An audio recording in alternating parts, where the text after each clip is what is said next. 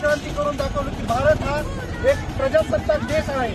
म्हणून 26 जानेवारीला जर गिरीश महाजनसारखा एक छटाकभर मंत्री ज्याला आम्ही फाट्यावर मारतो अशा मंत्र्याला जर बाबासाहेब आठवत नसतील तर त्याचा आम्ही निषेध करतो.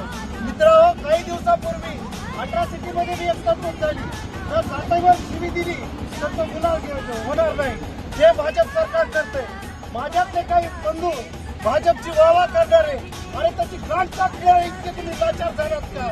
जर बाबासाहेब आंबेडकरांचं नाव घेत नाही त्यांची अवहेलना केली जाते आणि भाजपचे झेंडे घेऊन तुम्ही छताड्यावर मिळवतात का? तुम्ही इतके लाचार झालात का? जर बाबासाहेब आंबेडकरांचं एका महामानवाचं नाव घेण्यात जर इथलचा मंत्री जर स्वतःला पात्र समजत नसेल तर त्याचा तुम्ही निषेध करणार आहेत का नाही? कारण इथलची जी मनवादी व्यवस्था आहे, जे आपचटीवालं सरकार आहे, जाणून बुजून बाबासाहेबांची प्रत्येक वेळेस अवहेलना करण्याचा प्रयत्न करत आहे.